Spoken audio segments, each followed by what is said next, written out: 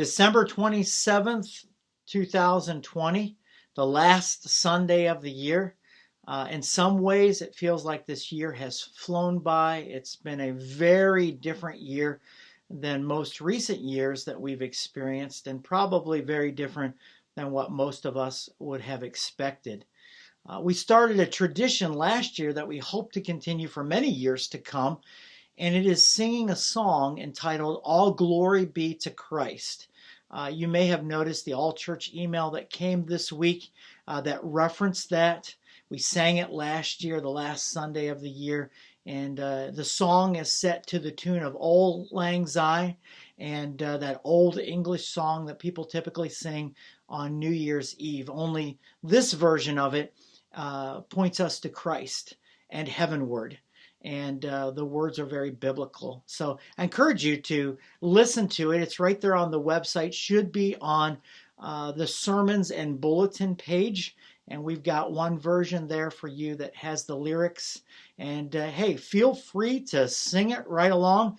If you're sitting there in your living room or your kitchen table all by yourself, or just with your immediate family, just sing right along and listen to it a few times until you've got it down. It's a great song. We are in Psalm 31 today, Psalm 31. In a few moments, I'm going to take the time to read the chapter to set the context for us. And this is a sermon entitled, You Are My God. You Are My God. I want you to think about life as a roller coaster ride. In fact, we could call it the roller coaster ride of life, full of ups and downs, some of them with little or no warning, some of them sudden, heart-stopping drops, some of them enough to make you promise to the Lord that if you get off alive, that you'll do this or that, or you'll never do this or that again. Or at the least, promise yourself never to ride this roller coaster again. Well, unlike a roller coaster, there are no height or age restrictions to life, and you aren't disqualified because you have a heart condition, or because you're pregnant, or because you're not the right height.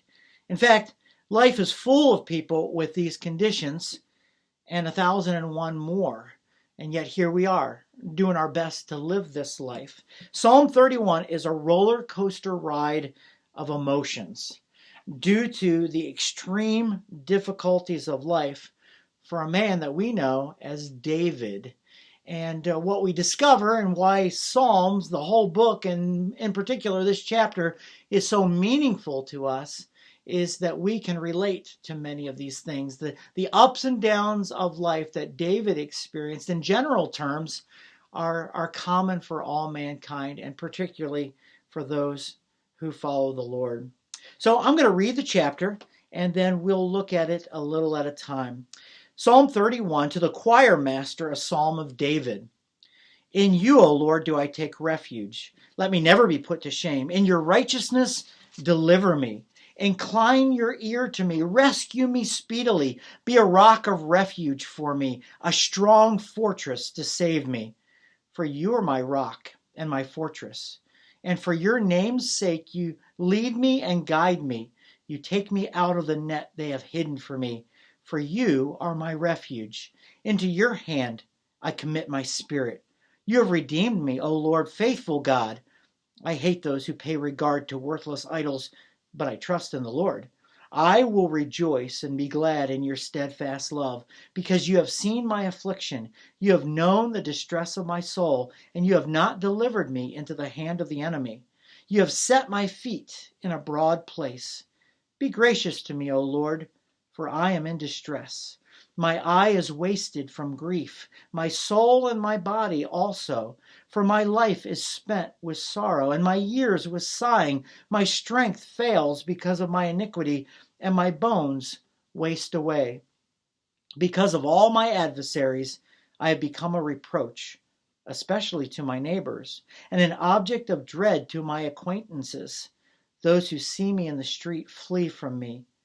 I have been forgotten like one who is dead. I have become like a broken vessel, for I hear the whispering of many, terror on every side, as they scheme together against me, as they plot to take my life. Verse 14. But I trust in you, O Lord. I say, you are my God. My times are in your hand. Rescue me from the hand of my enemies and from my persecutors. Make your face shine on your servant. Save me in your steadfast love. O Lord, let me not be put to shame, for I call upon you. Let the wicked be put to shame. Let them go silently to Sheol. But let the lying lips be mute, which speak insolently against the righteous in pride and contempt. Oh, how abundant is your goodness, which you have stored up for those who fear you, and worked for those who take refuge in you. In the sight of the children of mankind, in the cover of your presence, you hide them from the plots of men. You store them in your shelter from the strife of tongues. Blessed be the Lord, for he has wondrously shown his steadfast love to me when I was in a besieged city. I had said in my alarm, I am cut off from your sight. But you heard the voice of my pleas for mercy when I cried to you for help. Love the Lord, all you his saints. The Lord preserves the faithful, but abundantly repays the one who acts in pride. Be strong, and let your heart take courage, all you who wait for the Lord. What a great psalm. And it's a psalm that I believe teaches us to say from a full heart, from a whole heart, you are my God.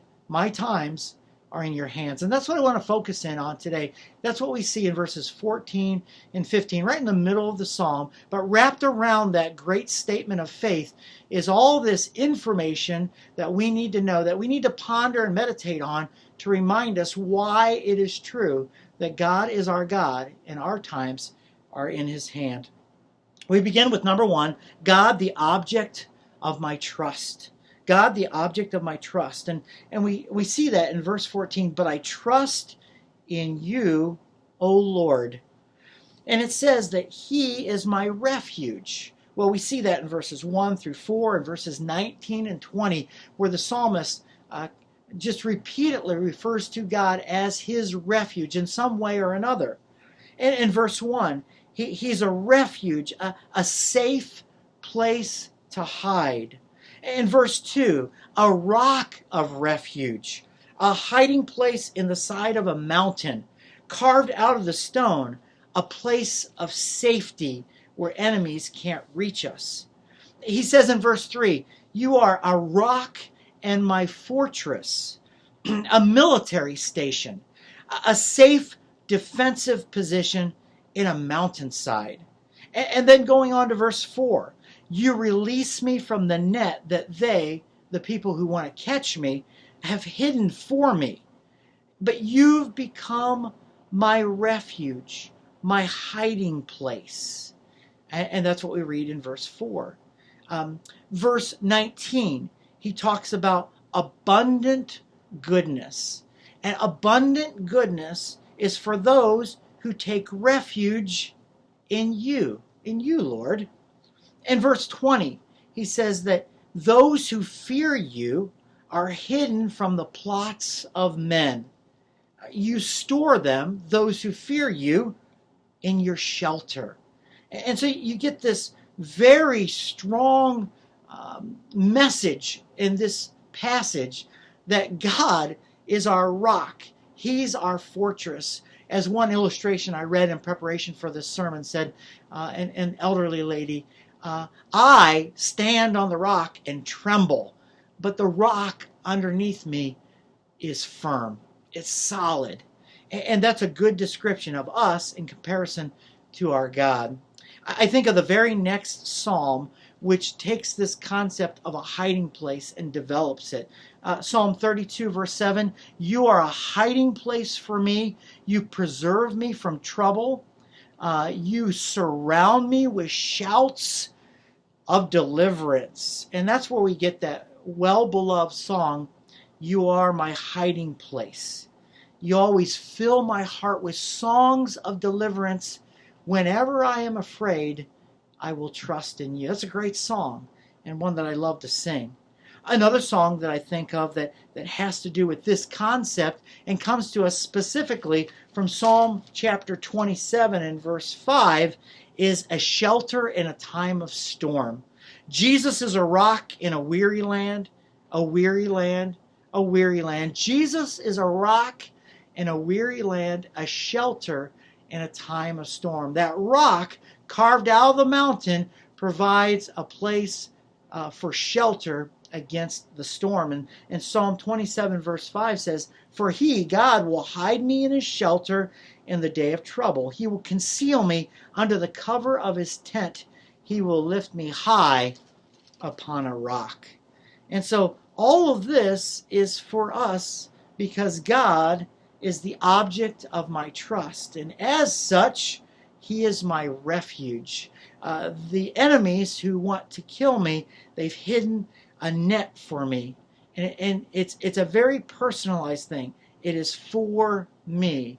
And God has something for me as well, and it's a hiding place. So he's our refuge. Not only that, he has steadfast love toward me. That's what we see in verse 7. Steadfast love, that Hebrew word loving kindness. And the object of God's loving kindness is none other than you and I, the righteous, those who fear him, those who trust him.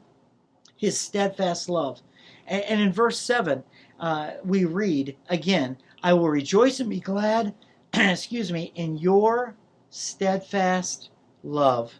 My fortunes are constantly changing. They go up and they go down, but not so with God's love for me. It is steadfast. It is constant." And that's what we read about at the end of Romans chapter 8 in verses 31 through 39. God's love for his own. That's a great one to write down and to reread. If your emotions, your feelings about God and his love for you, and whether he has forgotten you or whether he's still holding you and hiding you in the rock that is himself or not, go to Romans chapter 8, the end of the chapter, and it will remind you of his steadfast love for you. So number one, God, the object of my trust. He's my refuge, and he has steadfast love for me. And then secondly, we see God, the one I call God. And that's what we see in verse 14. "I say, you are my God."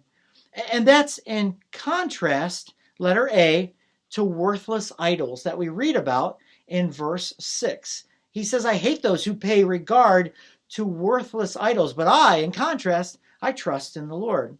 It's interesting, in the Hebrew there, the worthless idols is the same phrase where you get vain vanities. That's the word that's used to describe idols. They're nothing, really. Even though people ascribe to them worth, they are really actually worthless. I would call them handicapped gods. Now, it's acceptable for you or anybody, to be handicapped, or we use the word disabled today, physically or mentally. Why? Because we're human beings. We're flawed and failed creatures, and we go from one disabling physical and mental experience to another in this life because we are so frail. And that's okay for people. It's not okay if you call yourself a god.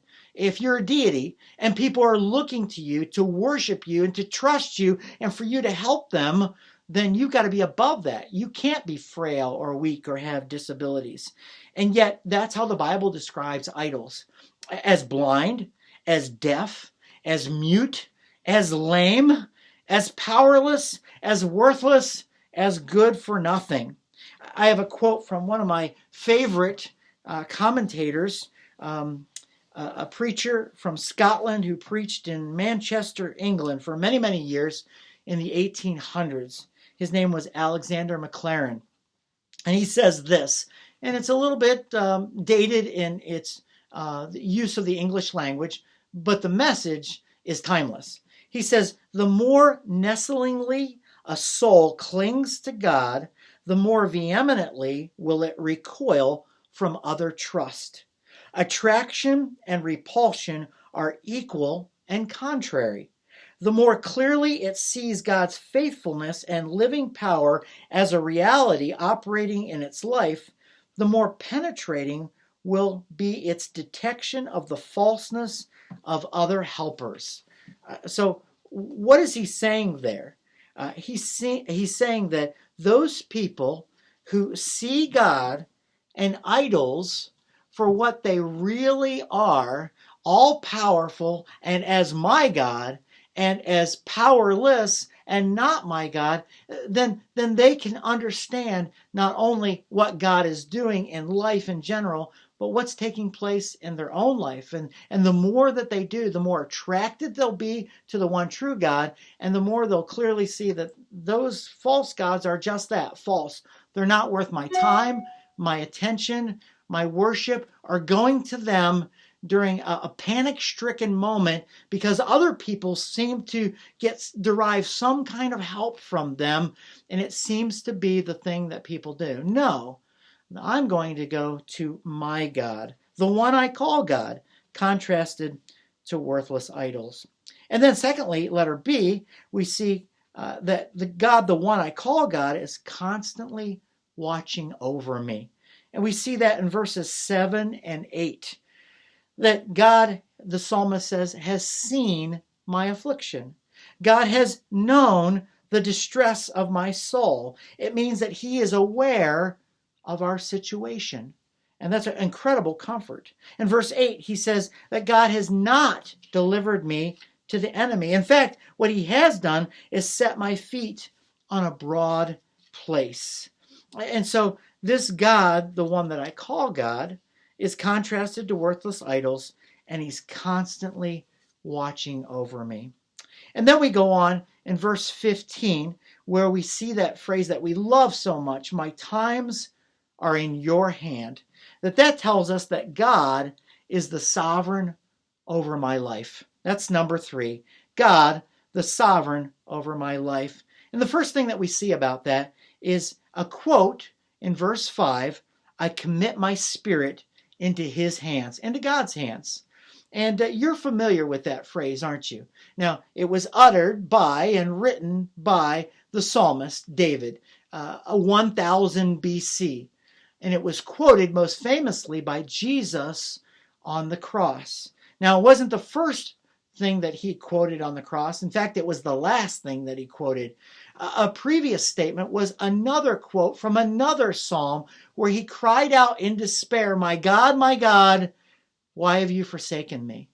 And it's fascinating to me that Jesus went through some of the same emotional roller coaster up and down experiences as the psalmist did that they wrote about. Why? Because he took on human flesh. In the last 24 or 48 hours of his life especially, he expressed those ups and downs, and especially so on the cross. But this was the 7th and final saying on the cross. Into your hands, Father, I commit, or I commend, those words are interchangeable, my spirit. It wasn't a statement of despair, as we'll see in just a moment. It was a statement of utter dependence. This was also quoted, this phrase, I commit my spirit into your hands, by Stephen, who was being stoned to death. It's recorded for us in Acts chapter 7 and verse 59. And interestingly enough, many Christian martyrs, it has been recorded of them that these were their final words or close to their final words as they went to martyrdom on a cross, being burned at the stake right before that they were beheaded.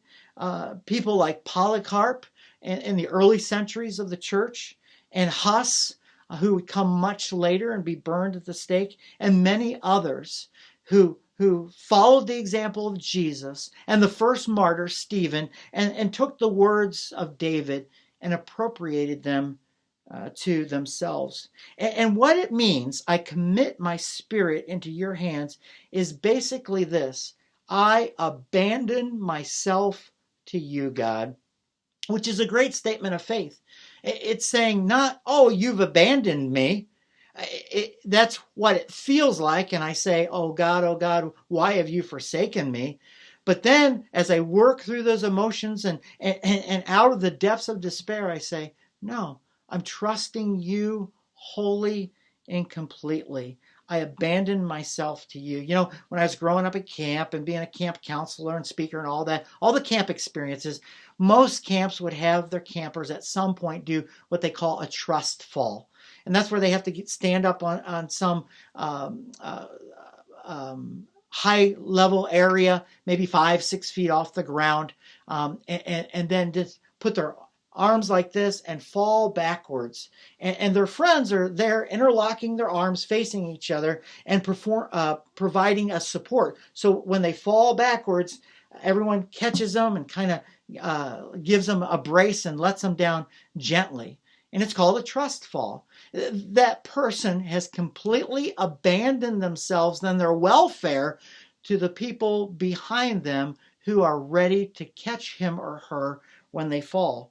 And that's what the psalmist is saying here. Life's situations either drive us to despair or to greater trust in God. They're tests, according to James chapter 1, verses 2 to 4. Another great passage to go back, look up, and reread. And according to that passage in James 1, those situations in life are designed to draw us closer to the Lord, to teach us steadfastness, and to make us mature in our faith. The Lord allows or purposely sends us those trials because he says, I've got a reason for them. I'm going to make you more steadfast, strong in your faith, and you're going to be a more mature Christian. You're going to grow up in your faith. You're not going to be like a baby Christian that the New Testament describes that's still feeding on the milk of the Word. No, you're going to be digging into the meat of the Word and not just understanding it with your head because you've dived into the Word and studied it, but you've experienced it with your life. And you can say, oh, I've read about this God, and now I've walked with this God, and he's never let me down. He's never abandoned me. So we see God, the object of our trust, the God, the one I call God. This third one, God, the sovereign over my life, and in whom we say, I commit my spirit into his hands. And then we say in verse 24, along with the psalmist, I take courage in him while I wait. And that's how the psalmist ends this psalm. I take courage in him while I wait. Do you remember what God said to Joshua as Joshua is the newly appointed leader of Israel and he's supposed to take the Israelites into the promised land, the long-awaited promised land they've been waiting for centuries? He says to Joshua, be strong and courageous. That's the opposite of despair. Trust me. You follow me and have the people follow you, and we're going to get this done. Only the Christian can be strong when he is physically weak. And that's amazing. That was true of Jesus, the apostles, all the Old Testament saints there. Many of them, you have them with lacking all kinds of resources as far as human resources are concerned. Physical strength, they don't have great positions of power. They aren't well known. They're not super wise or looked to. They don't have a great following, but they do have a great God who is sovereign over their lives, and they trust him. And his strength, the strength that God gives us, comes from him being El Shaddai. That's the Hebrew term which means God Almighty, the all-powerful God. And the psalmist says here in verse 24, wait for the Lord. Wait for him to do what only he can do. And that means trusting his timing. There is one verse that I want to turn to and read because I think it's powerful. Now, I'm not going to read the whole context. If you and I were to do that, we would read probably the whole letter of 1 Peter, and then particularly chapter 4, and then even more specifically, verses 12 and following, talking about Christians who suffer for the name of Christ. But that whole passage concludes with this statement in verse 19. Therefore, let those who suffer according to God's will entrust their souls to a faithful Creator while doing good. What does that tell me? That in the midst of your suffering, and presumably while you're suffering, you're not at tip-top performance as far as physical or even emotional strength, right? Right. We've used up those resources. And if we have any resources left, they're going to have to come from outside of ourselves. They're going to have to come from God, a spiritual source, a supernatural source. And he says, listen, trust in him and continue doing what? doing good. Continue to serve the Lord faithfully in the midst of suffering. Your job is to keep on keeping on serving faithfully, and I'll give you the strength that you need to do that. That's a fascinating concept to me, and it's a great encouragement as we entrust our souls to God while suffering. Well, we go to our fourth and final point, and that is in verse 15 again. Our times are in your hand. Rescue me from the hand of my enemies and from my persecutors. So, number 4, God the rescuer from my enemies. God the rescuer from my enemies. He references in verses 4 and 13 my scheming enemies. They've hidden a net for me. As I referenced earlier, this verse 4 about something that is personalized for me. Have you ever said the 2-word phrase or heard somebody else say it when being given a gift? For me? You know, you're just so excited and surprised, and you're kidding me. That is for me? Who would have thought? Oh, this is great. And what the psalmist is saying is, hey, look over here. Look down the path there. You can hardly see it because it's camouflage. It's meant to be hidden so that I can walk down that path unsuspecting and step right into that trap. But that there is hidden. And it's not just there hidden randomly to catch any thoughtless or unlucky soul that happens to walk by there, but it's hidden especially for me. It's got my name written on it. Well, that's not a compliment, right? It makes you feel hated, doesn't it? Well, that was the design there. And then verse 13, he references whispering and scheming and those who are plotting to take my life. Is very purposeful. These people have gathered together. They did this for Jesus, against Jesus, and they did this, they've done this against those who have followed the Lord all through time. And they did this, of course, in David's life. Just a word of background here. The title of the psalm is To the Choir Master, a Psalm of David. So we know that David wrote it, and it was meant to be sung, part of the Hebrew hymn book, as we say. But we don't know the backdrop of it, the circumstances. Was it when he was hiding from Saul and running for his life? Was it when he was being pursued by his son Absalom and he had to flee the capital city and there was a civil war going on and Absalom was trying to take the throne from him? Some of the Psalms are identified for us as to what was happening in David's life. This is not. And maybe that's on purpose. So you and I don't get so focused on the details and the background and forget that the content is meant for you and I as well. It is timeless and it applies to us. So God, the rescuer from my enemies, my scheming enemies, letter A, and then letter B, my lying enemies. And we see that in verse 18. He refers to their lying lips, and may they be mute, and they will be mute someday. It was interesting. One of the commentators pointed out that David was a righteous man. He loved the Lord. And like all righteous individuals, we may be silenced in the grave as far as this life is concerned. And so we're not walking about and interacting with people and talking like we once were.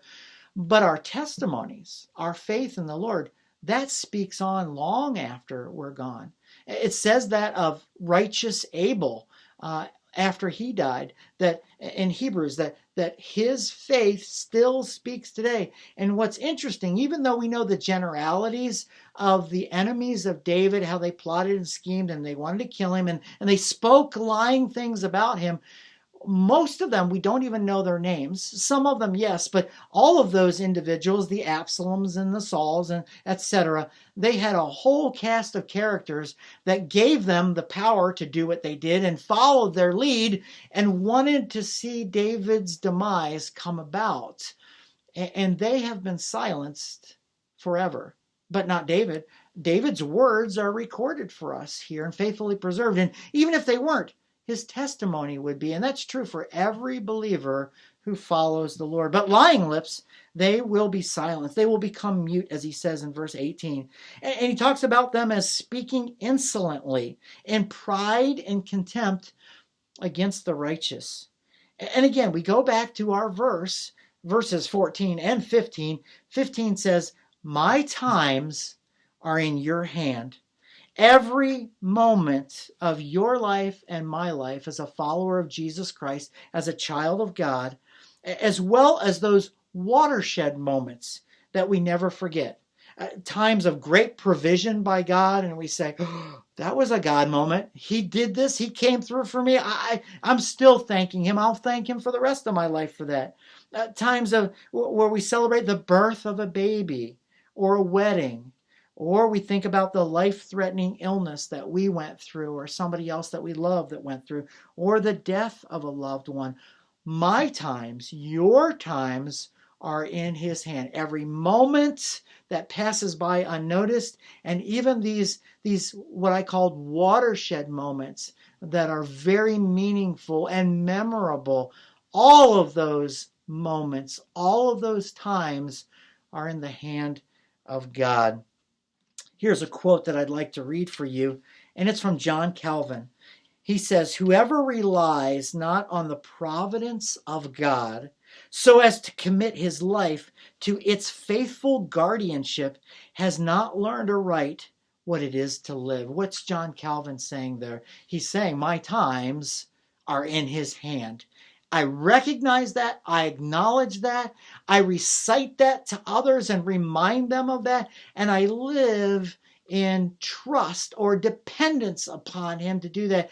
And even though I go through the roller coaster ride of trust and then down to despair, it's trust that prevails and wins the day in my head and in my heart. And that's why so many of the Psalms that take us through this emotional roller coaster ride of life end on high notes.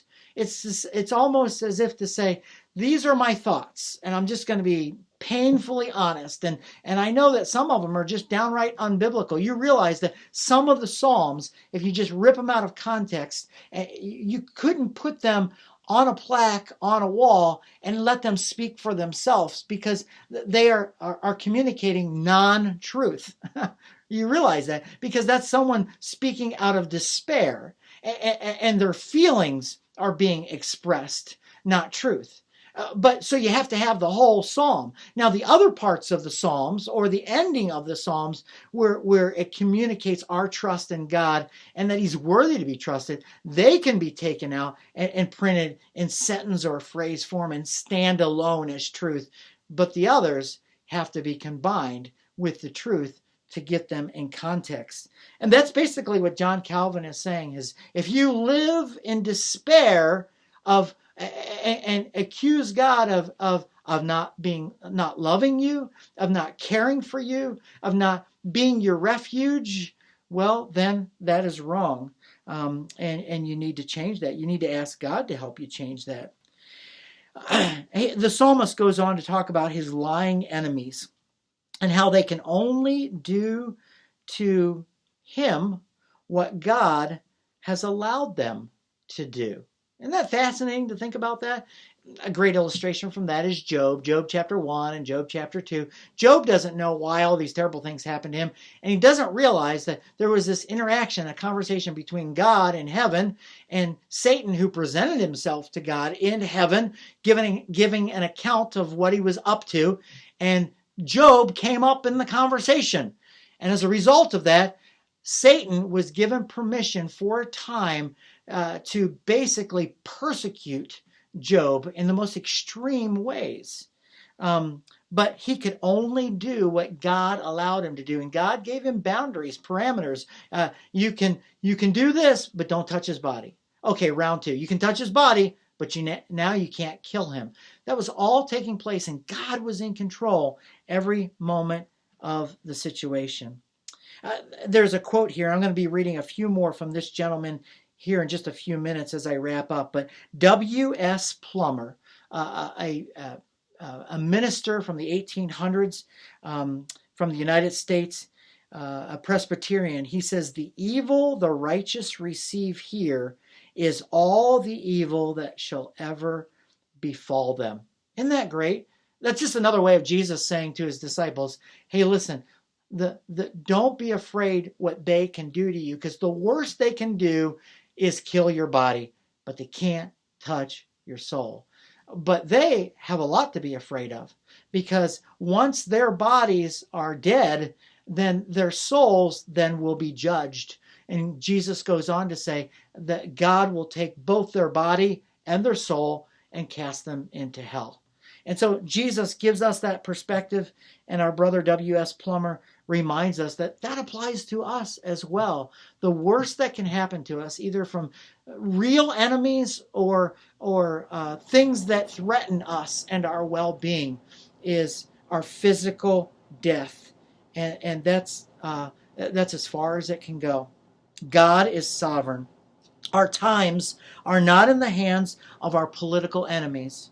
They're not in the hands of lawbreakers who maybe roam the streets and cause all kinds of havoc.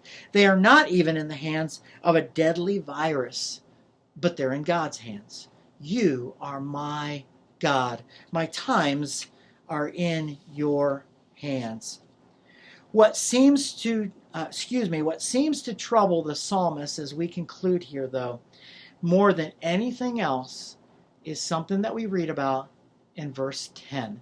And I want to direct your attention there as we wrap up. And that is his own sin. He uses the word iniquity. Verse 10 says, "For my life is spent with sorrow." Why? Because of my enemies? "And my years with sighing." Why? Because people hate me? "My strength fails because of my iniquity, and my bones waste away." The psalmist says, when I look out my window, I see men who are armed with weapons, and they want to kill me. Well, that's bad. That causes me to want to lose sleep at night.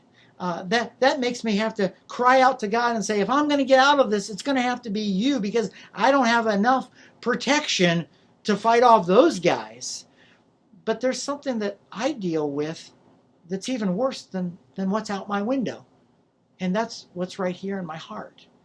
David was not a sinless person. He was not perfect. And he knew that the battle that raged within was the biggest battle that he ever fought. And it was the one that caused him at times to have a wall between himself and his God that he trusted so much.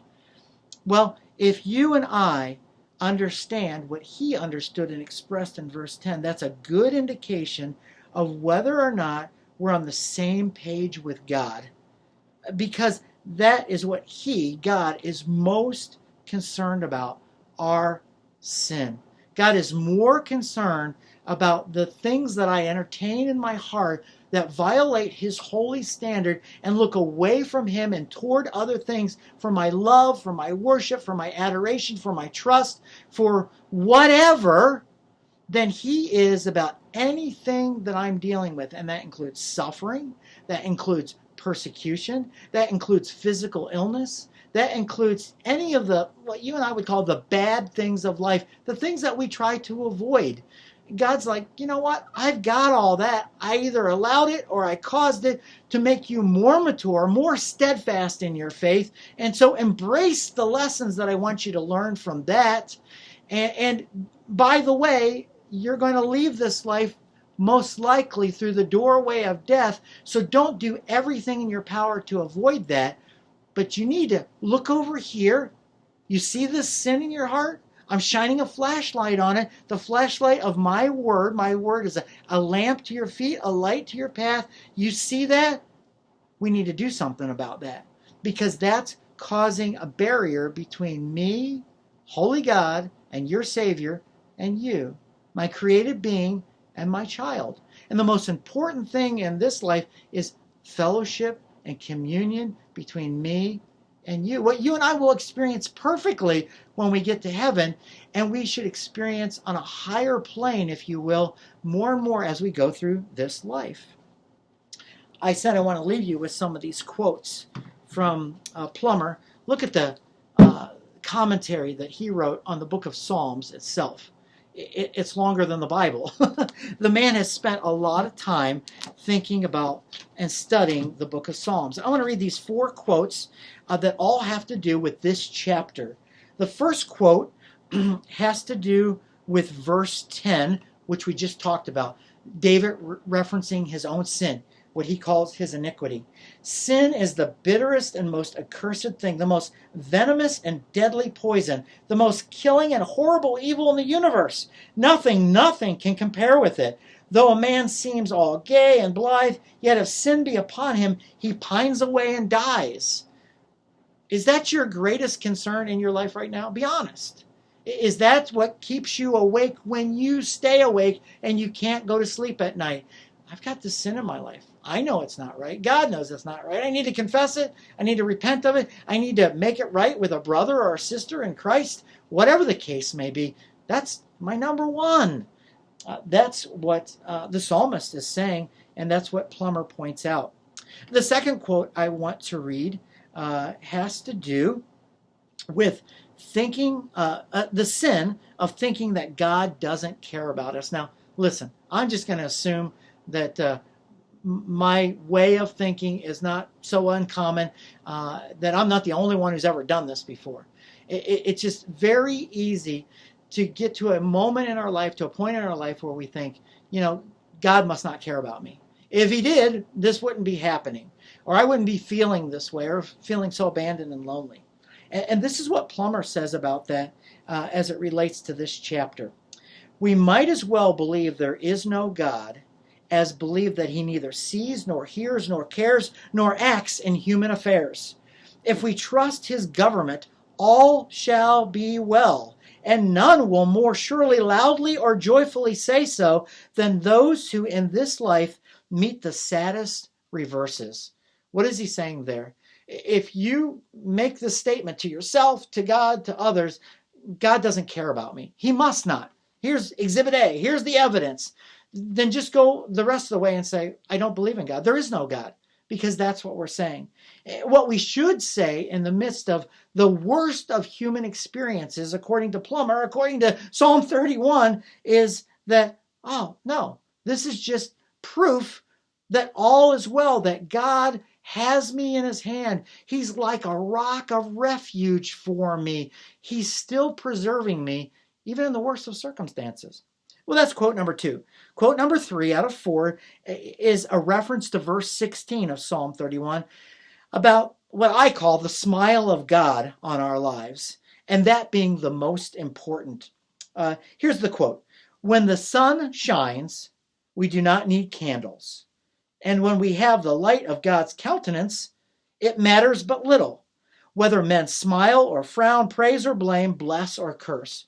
Well, what did David say in verse 16? He says, make your face shine upon your servant. Save me in your steadfast love. Well, that terminology is reminiscent of the priestly blessing that we read about in the book of Numbers. May the Lord shine his face upon you and be gracious to you and give you peace. That's something that we all desire in our heart of hearts, isn't it? The smile of God upon us. Now that's different than his love. We talked about Romans chapter 8. We can't do anything to get more of God's love. He loves us with an everlasting love. And it's always completely full and overflowing. And so when I blow it, when I commit some terrible sin, God doesn't love me less. But he is pleased or displeased with me based upon my actions. And it does affect how close of communion or fellowship I or you can have with our God. And so there's a distinction there. No less of love, but pleasure and displeasure.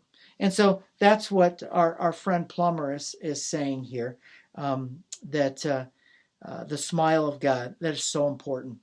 And then the last quote, referencing verse 19. Verse 19, he says, God withholds nothing from those who withhold nothing from him. And in verse 19, the context is God's abundant goodness. And God says, I've got all this that I want you to enjoy, all this that I want to give to you, but it is conditional. You can give me the stiff arm. You do that in football, right? You're running down the field, you got the football, someone's trying to tackle you, and you put your arm out there and you keep them at arm's length so that they can't bring you down, and then you can pursue your goal and score a touchdown. Well, sometimes we can be pursuing our own goals and God gets in the way. He's wanting to come and tackle us, right? Because we're running the wrong way. And the kindest thing that he can do is tackle us to the ground and drag us back and say, hey, you need to be following me. You're not in charge of your life. You're making a mess. You keep going fast and furious in that direction, and you're going to accomplish your goal, but it's not going to be what you think it is. And we're saying, no, God. And we stiff arm him. And we miss out on his abundant goodness. And Plummer says, God withholds nothing from those who withhold nothing from him. Forget the stiff arm and give God one great big embrace and say, I trust you. You're my God. My times are in your hands. And so I can't with a good conscience give you a stiff arm, because that means that I don't trust you. You know, I've been thinking about this. This is our last Sunday of the year. And I mentioned 2020 at the beginning of the sermon. 2020 is the backdrop of all of our lives most recently, right? That's what we share in common. And we can talk about the big events of the year. And I know that they'll do a recap of the news on most of the news outlets. And you think, oh, yeah, that's right. That happened in January, February, all the way through. And we experience that. And most of us would probably say that we're not going to be sorry to see 2020 go. Just plain and simple, right? That's the backdrop of our lives. But Jesus Christ is the bedrock. And 2020 is going to be in our rearview mirror. And 2021 may be similar. It may be worse as far as, as we evaluate things from a human perspective. But what doesn't change? What preceded 2020 for millenniums and what will continue on into 2021 and all throughout the rest of human history and all throughout eternity is Jesus Christ. And as followers of Jesus Christ, we want to remind ourselves, remind others, and say in faith, you are my God. My times are in your hand.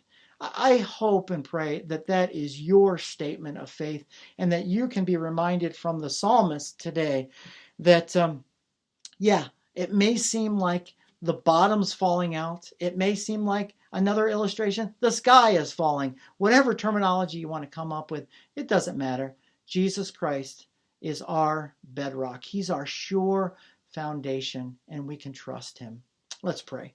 Father, thank you for Psalm 31. Thank you for giving David the tremendously difficult experiences of his life that bore the fruit of trust in you. He had nowhere else to turn.